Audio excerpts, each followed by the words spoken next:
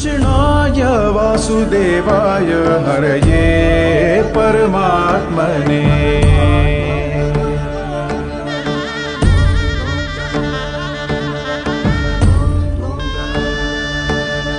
प्रणतक्लेशनाशाय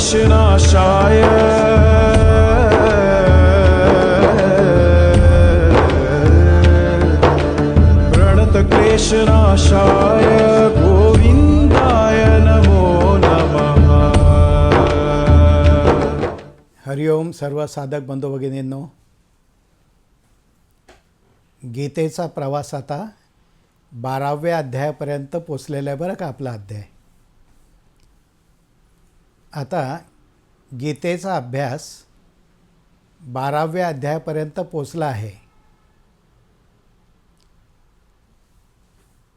पुरातन काळापासून एक वाद चालू आहे आणि तो म्हणजे देव आहे का, असेल तर कसा, सगुण आहे का निर्गुण आहे, साकार आहे का निराकार आहे, आणि कोणती उपासना श्रेष्ठ आहे, सगुण उपासना श्रेष्ठ आहे का निर्गुण उपासना श्रेष्ठ आहे.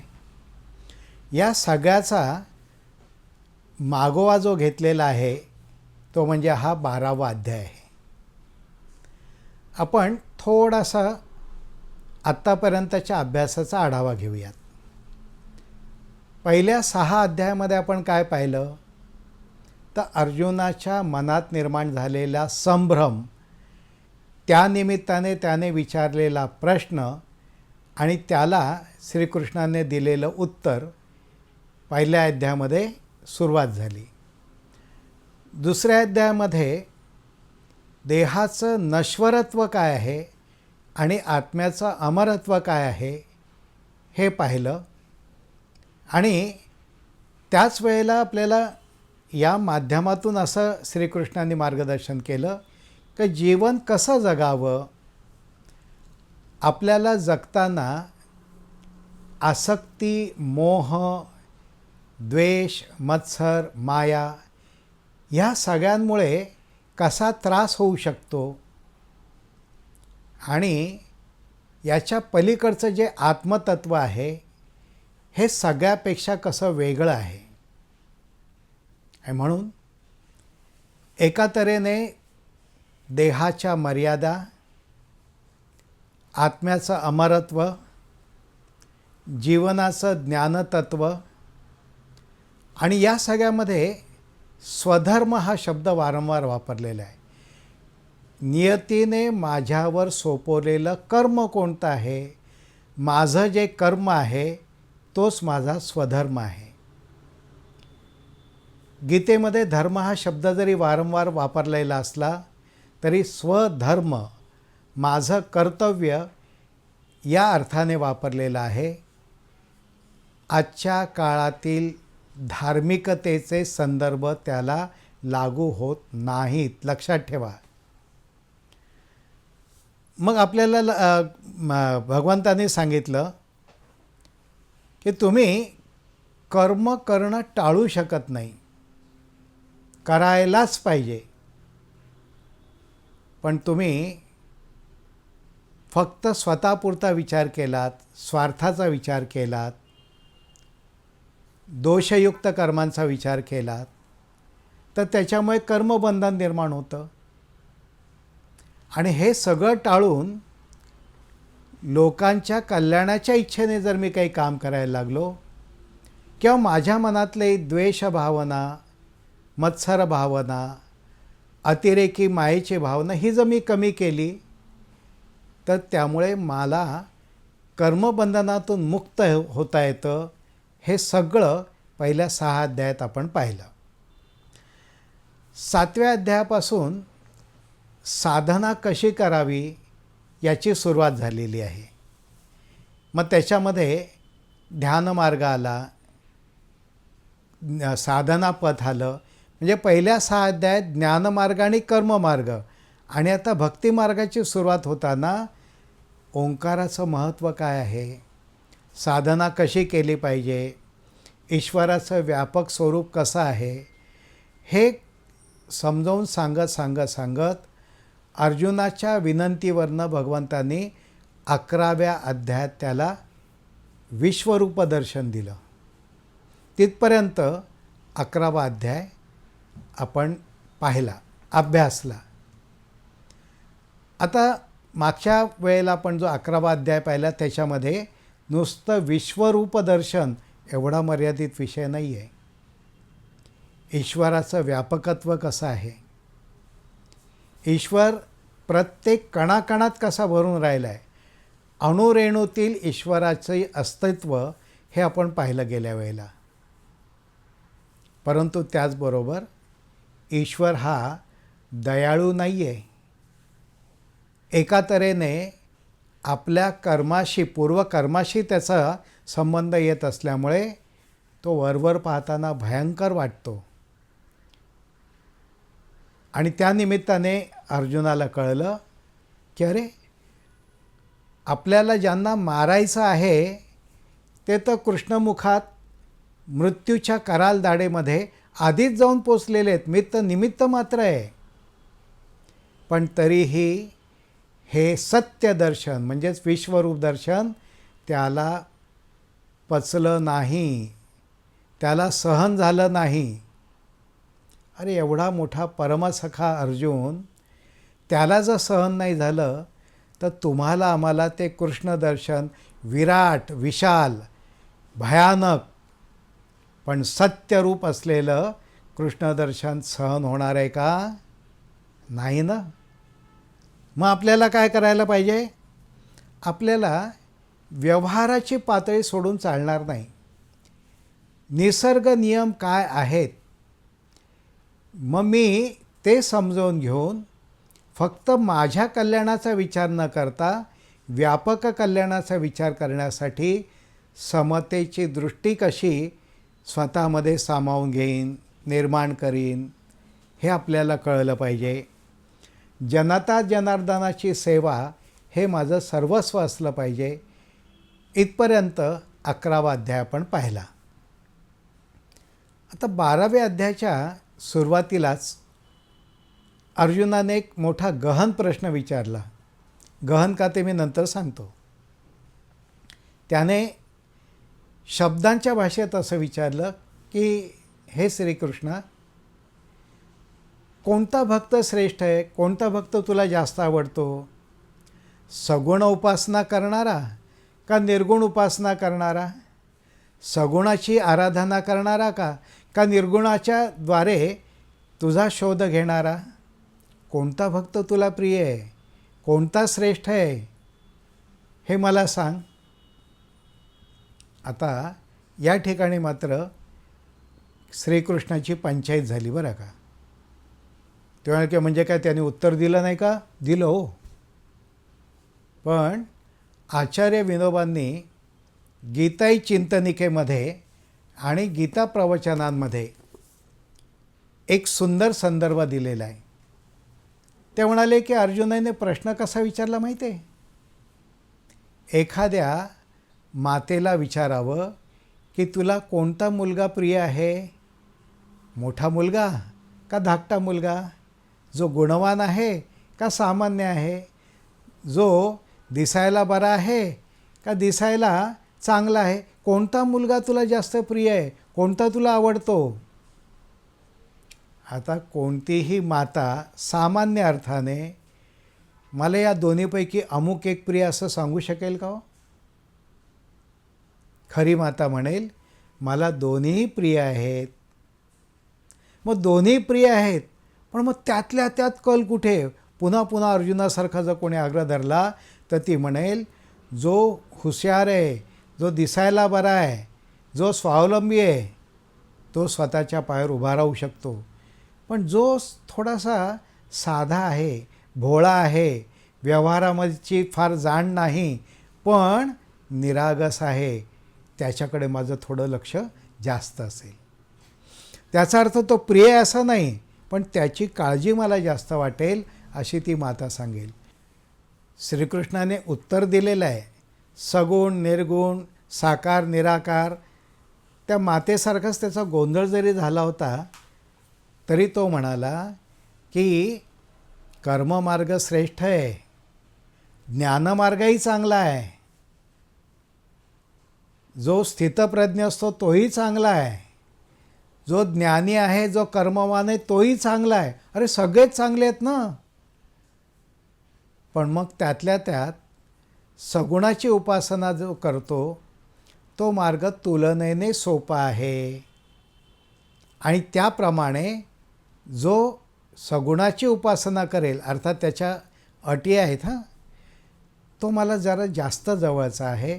कारण तो माझ्यासाठी सगळं कर्म करतो, मदर्थ कर्म, माझ्यासाठी कर्म करतो, केलेलं कर्म सगळं मला समर्पित वृत्तीने अर्पण करतो, तो मला जास्त जवळचा आहे.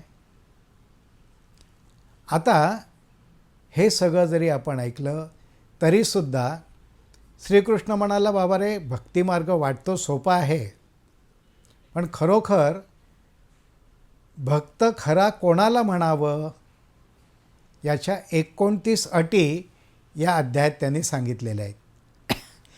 स्वामीजींनी कृष्ण कारस्थान या त्यांच्या ग्रंथामध्ये याबद्दल फार सुंदर विवेचन केलेलं आहे. 18 चढउतारातील अर्जुन ही जी प्रकरणं आहेत गीतेवरची, त्याच्यामध्ये त्यांनी हा खुलासा केलेला आहे की वाटतं की भक्तिमार्ग सोपा आहे, पण भक्तिमार्ग तसा सोपा नाही. वरवरचा विचार केला तरच सोपा आहे. 4थ्या श्लोकामध्ये भगवंतांनी म्हटलेलं आहे, रोधिती इंद्रिये पूर्ण सर्वत्र समजाणुनी माझ्याकडे चिते येती ज्ञानी विश्वहिती रथ. जे विश्वाच्या कल्याणाचा विचार करणारे आहेत, जे इंद्रियांचा संयम करणारे आहेत, जे सगळीकडे समतेची आराधना आणि उपासना करणारे आहेत, ते मला येऊन मिळतात. पण ह्या सगळ्याबरोबर त्यांनी एकूण 29 अटी सांगितलेल्या आहेत. आता ह्या 29 अटी कृष्ण कारस्थानातल्या आहेत आणि मूळ सगळ्या त्या गीतेच्या 12व्या अध्यायात आलेल्या आहेत.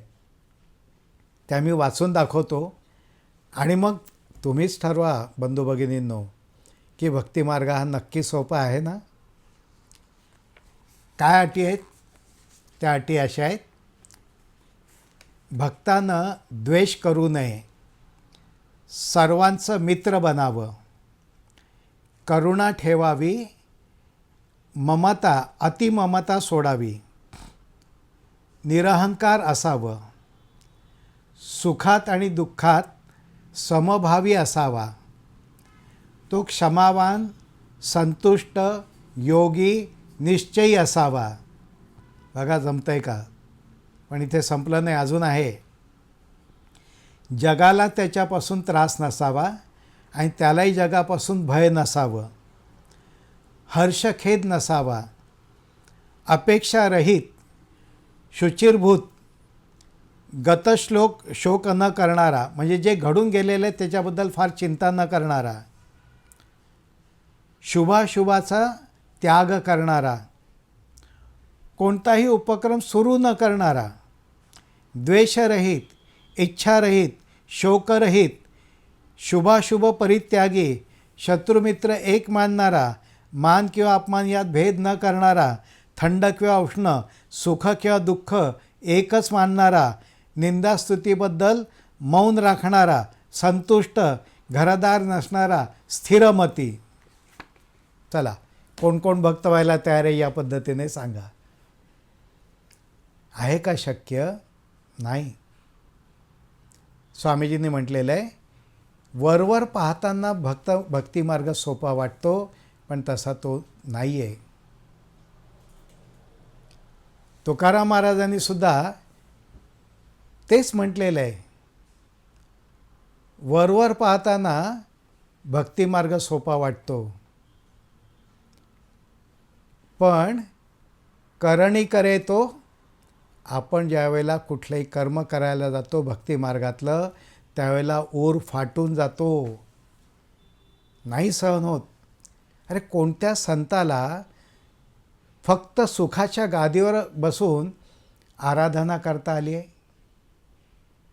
ना भक्त प्रल्हाद, ना भक्त ध्रुव, ना संत मीराबाई, ना ज्ञानेश्वरांपासून ते संत तुकाराम महाराजांपर्यंतचे सगळे संत. कोण सुखासुखी भक्तिमार्गाने गेलेला आहे? नाही गेलेला. पण तरीही त्यांनी आपला मार्ग सोडलेला नाही. म्हणून स्वामीजींनी म्हटलेलं आहे की ज्ञान हा भक्तीचा पाया असला तरीसुद्धा ज्ञानाचं रूपांतर अखेरीस भक्तीत व्हावं लागतं, समर्पणात व्हावं लागतं. ज्ञानाचं परिपूर्णत्व जे आहे हे भक्ती माध्यमातूनच निर्माण होतं. आणि भक्तिमार्गाचा पाया जो आहे हा ज्ञान असला पाहिजे. मी भक्ती करायची आहे, ती सहजतेने होणार आहे, पण ती अंधभक्ती असता कामा नये, ती अर्धभक्ती असता कामा नये, ती समर्पित वृत्तीची भक्ती असायला पाहिजे. आणि असं जर असेल तर सगुण किंवा निर्गुण या दोन्हीमध्ये काहीही फरक नाही आहे. ज्ञानी हा एका तऱ्हेने भक्त असतो, म्हणजे खरं ज्ञान ज्याला होतं त्याच्यामध्ये भक्ती समाविष्ट असते. आणि खरी भक्ती जी असते त्याच्यामध्ये ज्ञानाशिवाय खरी भक्ती ही अशक्यच असते. आता तुम्ही म्हणाल की हे कसं काय? ज्ञान, कर्म, तप हे श्रेष्ठ आहे की नाही? आहे. एक तुम्हाला गोष्ट सांगतो. स्वामीजींच्या गीताखंडांमध्ये ही गोष्ट आलेली आहे बरं का. फार पूर्वीच्या काळी अंबरीश नावाचा एक राजा होता. विष्णूचा परमभक्त होता आणि विष्णूला उपासना करणं, त्याला त्याच्या निमित्ताने उपास करणं, त्याचीच पूजा करून उपवासाचं पारायण करणं, उपास सोडणं, सगळं काही तो करायचा, निष्ठेने करायचा. परमभक्त होता. एक दिवस कोणीतरी दुर्वास ऋषींना ही माहिती दिली. ते म्हणाले चला ह्याची परीक्षा तर घेऊयात. म्हणून त्यांच्या 1000 शिष्यांसह ते गेले अंबरीश राजाकडे. अंबरीश राजाचा त्या दिवशी उपास होता. विष्णूला नैवेद्य दाखवून स्वतः मग नंतर तो उपास सोडणार होता. आणि त्याची ती कडक भक्ती होती, ठराविक वेळेलाच ते करायचं होतं. झालं असं की दुर्वास ऋषी गेले आपल्या 1000 शिष्यांसह आणि म्हणाले, अंबरीश राजा, तुझ्या दानशूरपणाची मी कीर्ती ऐकलेली आहे. माझे हे 1000 शिष्य भुकेलेले आहेत, त्यांच्या भोजनाची व्यवस्था करशील ना? तर तो म्हणाला हो करीन गुरुदेव, आचार्य करीन ऋषीवर. ठीक आहे म्हणाला, तू सिद्धता कर भोजनाची, आम्ही नदीवर स्नान करून येतो. म्हणून गेले नदीवर. त्यांना परीक्षाच घ्यायची होती, त्यामुळे ते काही नदीवरनं लवकर परत आले नाही. इकडे अंबरीश राजा चिंतित झाला, कारण पूजेची वेळ झाली होती, नैवेद्याची वेळ झाली होती, त्यालाही तो उपास सोडायचा होता, विशिष्ट उपासनेचा भाग म्हणून. पण दुर्वास महान ऋषी, तपस्वी, आणि ते आपल्याकडे अतिथी म्हणून आलेले आहेत. मग त्यांना संतुष्ट केल्याशिवाय आपण भोजन कसं घ्यायचं, हा त्याला पेच निर्माण झाला. मग त्याने काय केलं, जे अन्न तयार केलेलं होतं त्याच्यावर एक तुळशीचं पान ठेवलं आणि ते तुळशीचं पान खाल्लं आणि म्हणाला आता माझ्या पुढच्या उपासनेला मी जाऊ शकेन. आणि वाट पाहत बसला. थोड्या वेळाने दुर्वास ऋषी आले आणि म्हणाले, हे राजा, आम्हाला थोडासा उशीर झालेला आहे, परंतु तू तुझा उपास सोडला नाहीस ना, अन्न ग्रहण केलं नाहीस ना? आता असत्य त्याला बोलायचं नव्हतं, म्हणून अंबरीश राजाने घडलेली हकीकत सांगितली की गुरुवर, आचार्य तुम्ही येईपर्यंत विशिष्ट उपासनेची वेळ झाली होती, आणि मला काहीतरी तोंडात घालायला पाहिजे होतं, म्हणून मी अन्नावर तुळशीचं पान ठेवून ते मी ग्रहण केलेलं आहे, बाकी नाही. पण झालं, महाकोपिष्ट दुर्वास ऋषींना ते काही सहन झालं नाही आणि ते म्हणाले, आता मी तुला शाप देणार आहे. तेवढ्यात झालं असं की अंबरीषाला शाप त्याने दिला खरा, परंतु त्या शापाचा प्रभाव निर्माणच झाला नाही. कारण का? त्याने दिलेला शाप आणि ती शापवाणी उच्चारून त्याची परिपूर्तता होण्याच्या मध्ये, अंबरीष आणि शापाची परिपूर्ती याच्यामध्ये विष्णूचं सुदर्शन चक्र येऊन उभं राहिलं आणि ते अंबरीषाचं रक्षण करणार होतं. मग दुर्वास ऋषींना अजून राग आला, त्यांनी अजून काही उच्चारायला सुरुवात केली. झालं, ते सुदर्शन चक्र स्वयंचलित झालं आणि दुर्वास ऋषींच्या मागे लागलं. आता सुदर्शन चक्रापासून कोणाची सुटका होत नसते, महाप्रभावी अस्त्र आहे ते. त्यामुळे दुर्वास ऋषींच्या मागे लागल्यानंतर त्याच्यापासून वाचण्यासाठी ते ब्रह्माजींकडे गेले आणि वाचवायची विनंती केली. पण ब्रह्माजी म्हणाले, बाबा रे, माझाही त्याच्यावर काही आज्ञा चालणार नाही, तू आपल्या शिवाकडे जा. गेले धावत पळत शिवाकडे. शिवानी ते सांगितलं, मी काही करू शकत नाही बाबा, हे विष्णूचं सुदर्शन चक्र आहे, तू त्याच्याकडेच जा. नाईलाजाने विष्णूचा राग आलेला होता तरी त्याच्याकडे जाऊन विनंती केली आणि म्हणाले, या तुमच्या सुदर्शन चक्राला आवरा. विष्णू म्हणाले, मी एकदा ते चक्र सोडलं आहे, त्याचा कार्यभाग केल्याशिवाय ते येतच नाही परत. आता पंचायत झाली. तर म्हणाल, पण याला उपाय काय? हा म्हणे, एक उपाय आहे, मी सुद्धा काही ते परत घेऊ शकणार नाही, पण तू अंबरीष राजाकडे जा, त्याला शरण जा, त्याला विनंती कर, त्याने विनंती केली तर हे सुदर्शन चक्र थांबेल. झालं, नाईलाजाने दुर्वास ऋषी गेले अंबरीष राजाकडे, त्यांची करुणा भाकली. आता अंबरीष राजाला आदर होताच, त्याने सुदर्शन चक्राची करुणा भाकली. त्यावेळेला तो सुदर्शन चक्र शांत झालं आणि दुर्वास ऋषींना लक्षात आलं, आपण अंबरीष राजाची परीक्षा घ्यायला गेलो, पण आपणच त्या परीक्षेमध्ये फेल गेलेलो आहोत, आपण काही उत्तीर्ण झालेलो नाही आहे. का? आपला अहंकार, आपला इगो हा आपल्याला आवरता आलेला नाही आहे. मित्रांनो, लक्षात घ्या, चांगुलपणाला सुद्धा एक उद्दिष्ट असावं लागतं, हेतू असावा लागतो. कशासाठी काय करायचं आहे हा हेतू शुद्ध जर असेल तर सुदर्शन म्हणजे चांगलं दर्शन तुम्हाला आम्हाला होऊ शकतं. सुदर्शन चक्र अस्त्र म्हणून कसं आहे हे क्षणभर बाजूला ठेवा, पण परमेश्वराचं सुदर्शन म्हणजे चांगलं दर्शन घ्यायचं असेल तर आपल्या वृत्ती संयमित ठेवायला पाहिजे, कोणत्याही गोष्टीचा अतिरेक करू नये, हे आपण या ठिकाणी लक्षात घेतलं पाहिजे.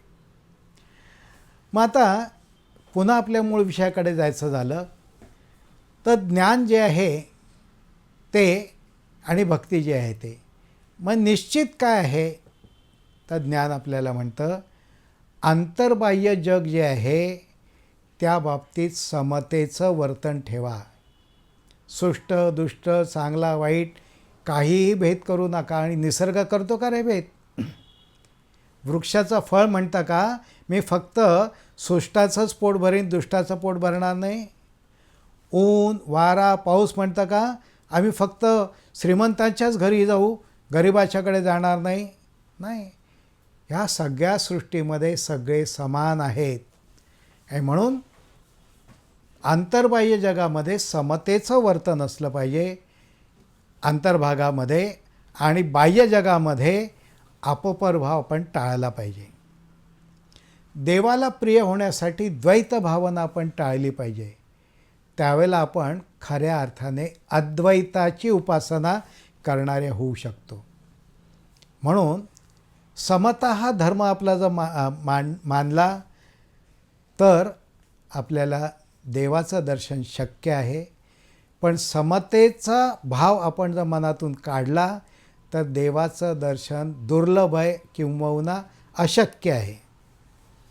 हो, स्वतः भगवान श्रीकृष्णाने एका ठिकाणी म्हटलेलं आहे, खरं तर मला कुठलंही कर्म करण्याची गरज नाही, पण मी निष्क्रिय राहिलो तर लोक म्हणते अरे परमेश्वरच आळशासारखा बसला आहे, आपण कशाला काम करा. नाही, लोकशिक्षणासाठी मी सुद्धा सतत कार्यरत राहतो असं भगवंतांनी म्हटलेलं आहे.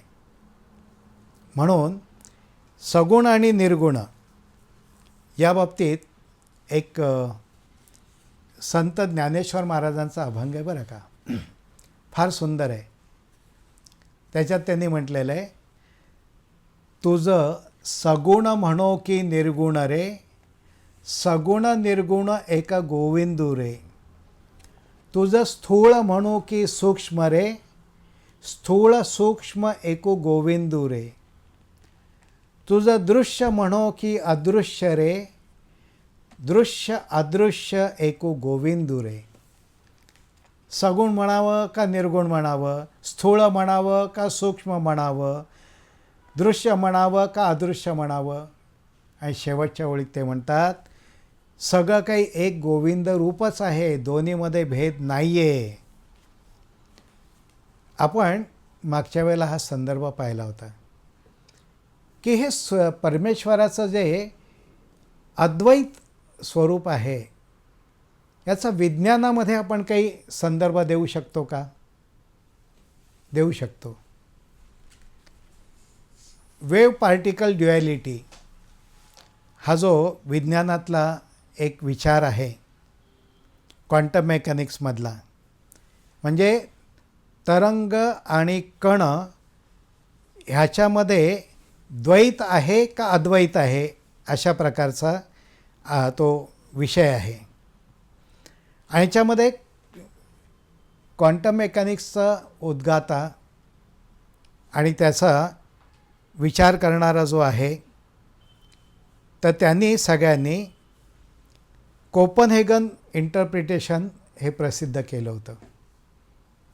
आणि त्याच्यामध्ये त्यांनी इलेक्ट्रॉनबद्दल मांडणी करताना म्हटलेलं आहे की जेव्हा इलेक्ट्रॉनचं निरीक्षण केलं जातं त्यावेळेला तो एकाच वेळेला अनेक ठिकाणी तरंग रूपाने अस्तित्वात असू शकतो.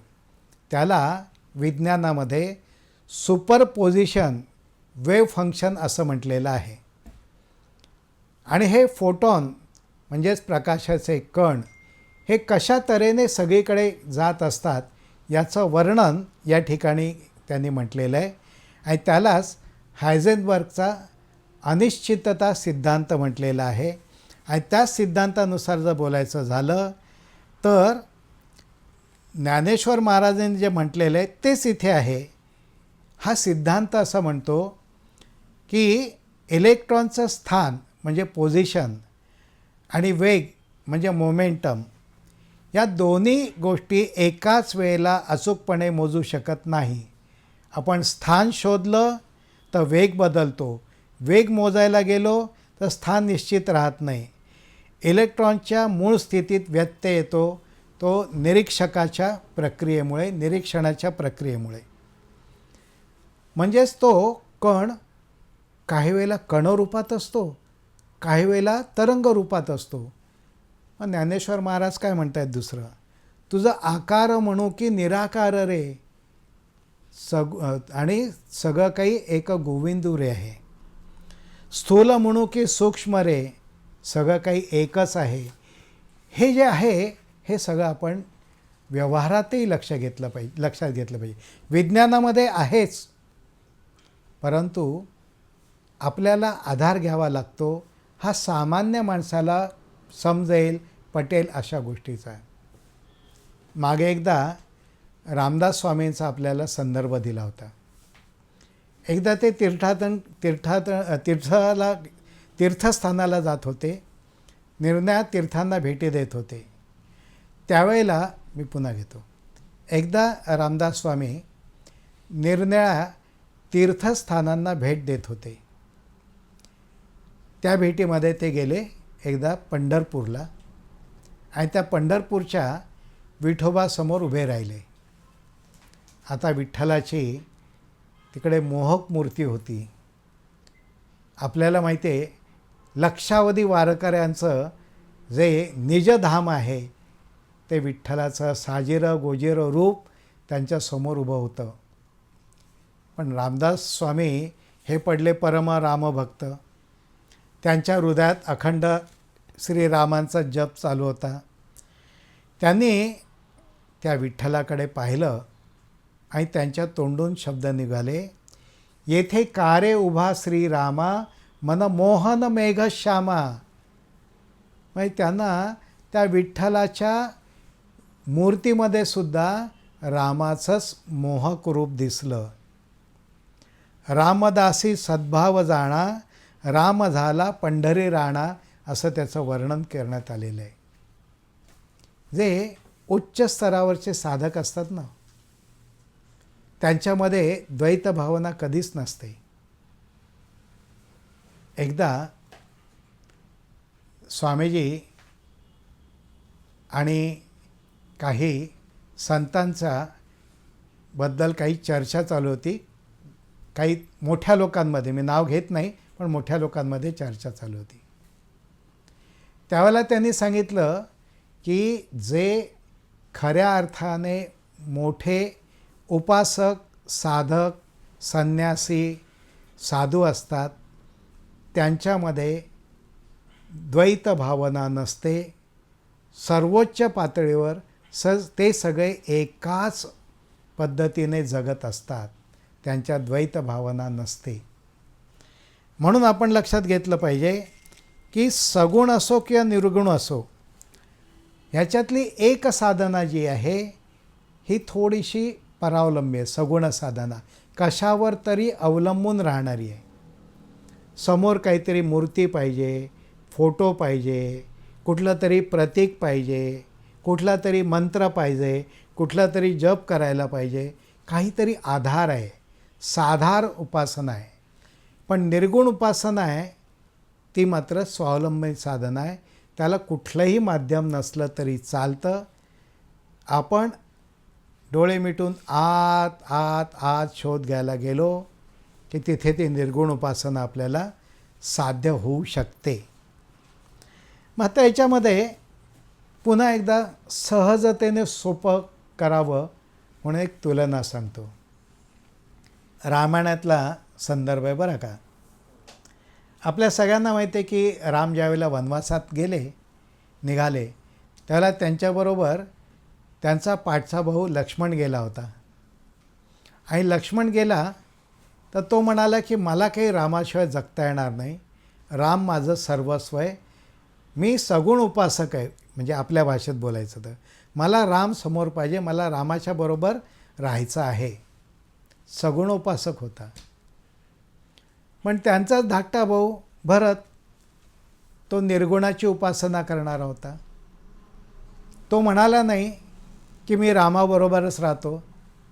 त्याला रामाने सांगितलं की माझा दूत म्हणून अयोध्येचं राज्य पहा.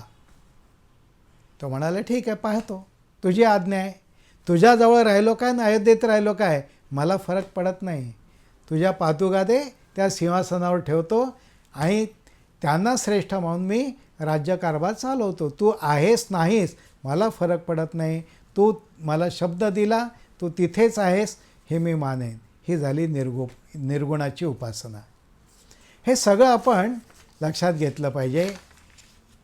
आता अनेक विचारवंतांनी सगुण म्हणजे काय आणि निर्गुण म्हणजे काय याची तुलना केलेली आहे. ती तुलना आता आपण थोडीशी सविस्तर समजून घेऊया. सगुण म्हणजे कसं आहे, त्याची उपासना कशी आहे, निर्गुणाची उपासना कशी आहे, थोडीशी तुलना आपण पाहूयात. सगुण उपासनेमध्ये काय आहे, ईश्वराला आपलं चित्त समर्पित करायचं आहे. मन आणि बुद्धी ईश्वराला समर्पित करणं. आता त्याच्यासाठी मला ईश्वराची उपासना करायची आहे ही तीव्र इच्छा पाहिजे. सेवारूपत्व असलं पाहिजे. सत्कर्मरूप असलं पाहिजे. ईश्वराला साक्ष मानून त्याच्यासाठी मदर्थ, श्रीकृष्ण म्हणतो मदर्थ म्हणजे माझ्यासाठी श्रीकृष्णाची उपासना करत करत करत करत कर्म करायचं आहे आणि पुन्हा त्याच्यावरचा आपला हक्कही सोडून द्यायचा आहे. म्हणजे जणू काही मी समर्पित भावाने एका गावाची सेवा करतो आहे म्हणजे झालं सगुण भावना. निर्गुण भावनेमध्ये काय आहे? एका गावाची नाही आहे, सगळ्या मानवतेची सेवा आहे, सगळ्या विश्वाची सेवा आहे, व्यापक सेवा आहे. त्याशिवाय त्याच्यामध्ये ब्रह्माचं चिंतन आहे. आता तुम्हाला किंवा ब्रह्माचं म्हणजे काय? थोडक्यात निर्गुण निराकार, कुठलाही आकार नाही, कुठलाही गुण नाही, पण परमतत्वाची जाण ज्या ठिकाणी आहे ते म्हणजे ब्रह्मचिंतन, त्याला चित्त समर्पित करायचं आहे. सगळीकडे समबुद्धी असली पाहिजे आणि त्याचबरोबर विश्वाच्या हिताचं काम असलं पाहिजे. फक्त एकच गोष्ट आहे, इंद्रियांच्या आहारी जायचं नाही. इंद्रियांचा संयम त्या ठिकाणी आवश्यक आहे. तेव्हा थोडक्यात इंद्रिय संयमन, समबुद्धी, सेवाभाव, स्थिरचित्त, ईश्वरार्पण बुद्धीने कर्म करणं, हे सगळं जे आहे ह्या दोन्हीमध्ये कमी जास्त प्रमाणात आपल्याला आढळतं. आता काही गोष्टी आपल्याला करू नये सांगितल्या. मगाच्या 29 भक्ताच्या अटी आठवा. काही गोष्टी नकारात्मक आहे, काही गोष्टी सकारात्मक आहे. उदाहरणार्थ, द्वेष नको, मत्सर नको, दंभ नको, नको नको नको आलं आहे. मग आपण म्हणू की हवं हवं काय आहे की नाही? आहे ना, विधायक आहे. दया हवी, मैत्री हवी, सगळ्यांच्याबद्दल ममत्व बुद्धी हवी, हे सगळं जे आहे ते सकारात्मक आहे. आता असा जो साधक आहे, असा जो भक्त आहे, तो कसा असला पाहिजे याच्याबद्दल गीतेमधलं वर्णन फार सुंदर आहे. त्यात म्हटलेलं आहे, जो न लोकास कंटाळे, ज्यास कंटाळती न ते, हर्ष शोक भय क्रोध, नेणे तो आवडे मज. साधक वृत्तीचं विशेषत्व आहे, त्याला कोणाचा कंटाळा असता कामा नये आणि लोकांनी त्याला कंटाळता कामा नये. लोकांबरोबर बोलत असताना लोकांनी असं म्हणता कामा नये, बाबा बस झालं, किती कंटाळा आणताय, बोर झालो आता, बस झालं. म्हणजे लोक कंटाळली. आणि काही वेळेला समोरची व्यक्ती त्याच्या अडी अडचणी, त्याचे प्रश्न आपल्यासमोर मांडत असते. आपल्याला त्यावेळेला कंटाळून चालत नाही. आम्हाला साधकांचे असे अनुभव येतात बरं का. काही वेळेला अगदी सकाळीसुद्धा साधकांचे फोन येतात, काही वेळेला रात्रीसुद्धा येतात. काय असतं, आपल्याला वाटतं अरे सकाळची वेळ झाली आहे, काय हे कटकट करतायत म्हणून चालत नाही. त्यांना समजावून सांगावं लागतं. काही वेळेला समजावून सांगितलं नाही कळत, थोडं बोलावं लागतं स्पष्ट, पण सांगावं लागतं, बाबा रे तू बोल, काय म्हणणं आहे, तुझी काय अडचण आहे, ठीक आहे. काही वेळेला साधक रात्री फोन करतात. त्यांना अनेक प्रकारची दुःख असतात, संकटं असतात, आजारपण असतं, कोणाला तरी हॉस्पिटलमध्ये नेलेलं असतं, कोणीतरी अत्यवस्थ असतो. मग अशा वेळेला आपण अशा साधकांना न कंटाळता उत्तर दिलं पाहिजे. कारण आपण आहोत कोणासाठी? स्वामीजींनी आपल्याला काय सांगितलं आहे? साधकांसाठीचं कार्य आपल्याला करायचं आहे आणि साधकांच्या माध्यमातून जगाचं कार्य करायचं आहे. समतेच्या माध्यमातून समाजाचं आणि विश्वाचं काम करायचं आहे. पण ते आपण एकटे करू शकणार आहोत का? माध्यम आहेत साधक. पण त्या साधकालाही काही वेळेला त्रास असतो की नाही? मग तो त्रास जो आहे हा केव्हा तरी आपल्याला समजून घ्यावा लागतो. आपल्याला रस्त्यातले दगडधोंडे टोचू नयेत म्हणून आपण चप्पल घालतो बघा. पण तुम्हाला कोल्हापुरी चपलेचं एक वैशिष्ट्य माहिती आहे का? तुम्ही चालायला लागलात की त्याचा आवाज येतो, कर्र कर्र कर्र येतो की नाही, आवाज येतो की नाही, कर्र कर्र आवाज येतो. मग आपण असं म्हणून चालेल का, माझे पाय जे आहेत याला खडेट पुसता कामा नये, पण हा आवाजही यायला नको. अरे नाही, मजबूत बांधणीची कोल्हापुरी चप्पल आहे, पण थोडासा आवाज त्याचा सहन कर, काय बिघडलं. तसं आपल्याला सुद्धा मनात ठेवावं लागतं, जो न लोकास कंटाळे ज्यास कंटाळती नजे. अशा प्रकारे आपण आपली भावना ठेवली पाहिजे. हीच उपासना आहे. आता या अध्यायाच्या समारोपाकडे वळायचं झालं तर त्याच्यामध्ये कशा प्रकारे पुढे गेलं पाहिजे, तर 12वा श्लोक जो आहे तो त्या दृष्टीने महत्त्वाचा आहे. आता आपल्याला वाटेल की अभ्यासाबद्दल श्रेष्ठ, चांगलं ह्याच्याबद्दल काय म्हटलेलं आहे, कोणता अभ्यास श्रेष्ठ आहे. सगुण उपासना असो की निर्गुण उपासना असो, त्याच्यामध्ये अभ्यासाला पर्याय नाही, हे गीतेमध्येही म्हटलेलं आहे आणि ज्ञानेश्वर माऊलींनी सुद्धा म्हटलेलं आहे. ज्ञानेश्वर माऊली म्हणतात, अभ्यासही नसे साध्य तरी सत्कर्म आचरी, मेल तुझती सिद्धी मत्कर्म ही करून या. आता ह्याच्याबद्दलचा 12वा अध्याय जो आहे, श्रेयो ही ज्ञानम अभ्यासात ज्ञानात ध्यानम विशेष्यते, ध्यानात कर्म फलत्याग त्यागात शांतीरनंतर. म्हणजे काय, अभ्यासाहून ज्ञान श्रेष्ठ, ज्ञानाहून ध्यान श्रेष्ठ, ध्यानाहून कर्मफलत्याग श्रेष्ठ, त्या त्यागापासून शांती श्रेष्ठ. म्हणजे अभ्यास जो आहे हा कसा असला पाहिजे, अभ्यास केला पाहिजे, पण मर्म न जाणता केलेला अभ्यास हा उपयोगाचा नाही. अभ्यासाहून ज्ञानश्रेष्ठ याचा अर्थ तोही लक्षात घ्या. अभ्यास म्हणजे ज्ञान का आहे, पण त्याचं मर्म न जाणता फक्त पोपटपंची करणारा जो अभ्यास असतो तो अभ्यास हा श्रेष्ठ नाही. मग त्याच्यापेक्षा श्रेष्ठ काय, गर्भित अर्थ जाणून केलेला अभ्यास म्हणजे ज्ञान श्रेष्ठ आहे. ज्ञानापेक्षा माझं मन आसक्तीरहित करणं म्हणजे ध्यान, ते श्रेष्ठ आहे. अलिप्तता श्रेष्ठ आहे, हेतुपूर्ण शांती श्रेष्ठ आहे. आणि त्याहीपेक्षा फलत्यागपूर्ण कर्म ते जास्त श्रेष्ठ आहे असं म्हटलेलं आहे. श्रेयो ही ज्ञानम अभ्यासात ज्ञानात ध्यानम विशिष्यते, ध्यानात कर्म फलत्याग त्यागात शांतीरनंतरम. म्हणजे हे सगळं लक्षात घेतलं पाहिजे. आणि मग आपण उपासना कोणती करायची हे ज्याच्या त्याच्या अंतरंगावर अवलंबून आहे. पण पुन्हा लक्षात ठेवा, दोन्हीत फरक नाही.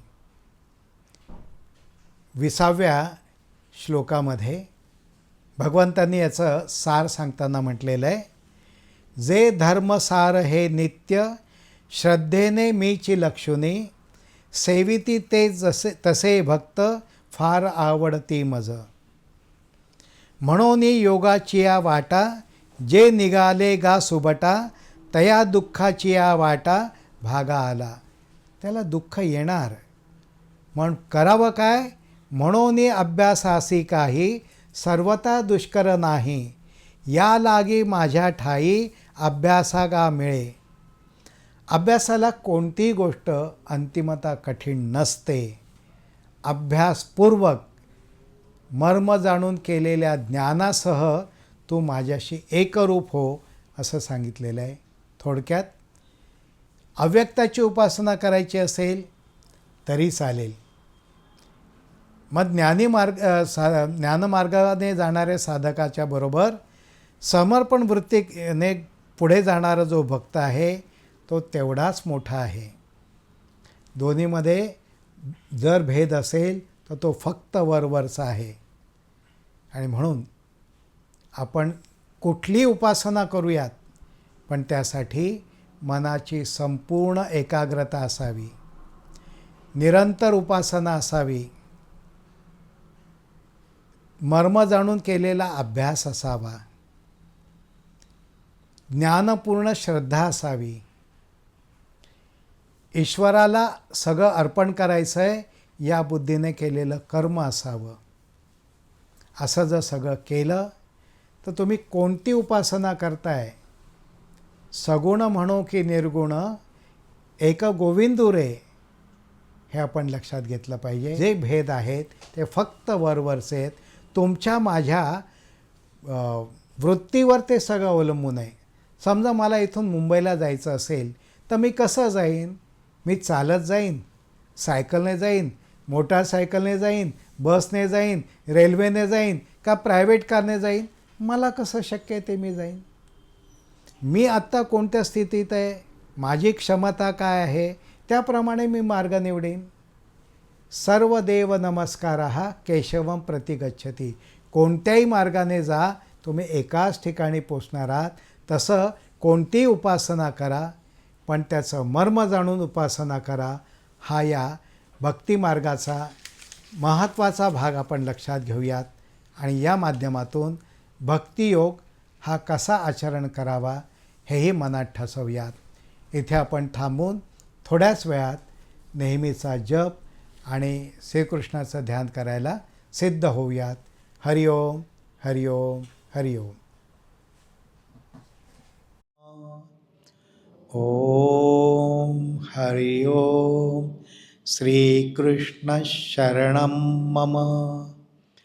ओम हरिओम. श्रीकृष्ण शरणं मम. ओम हरिओम. श्रीकृष्ण शरणं मम. ओम हरिओम. श्रीकृष्ण शरणं मम. ओम हरिओम. श्रीकृष्ण शरणं मम. ओम हरिओम. श्रीकृष्ण शरणं मम. ओम हरिओम. श्रीकृष्ण शरणं मम. ओम हरिओम. श्रीकृष्ण शरणं मम. ओम हरिओम. श्रीकृष्ण शरणं मम. ओम हरिओम. श्रीकृष्ण शरणं मम. ओम हरिओम. श्रीकृष्ण शरणं मम. शांत बसा. आता आपण 2 मिनटं श्रीकृष्णाचं ध्यान करणार आहोत. आपापल्या स्क्रीनवर आता श्रीकृष्णाची प्रतीकमूर्ती येईल, त्याच्यावर ध्यान करायचं आहे.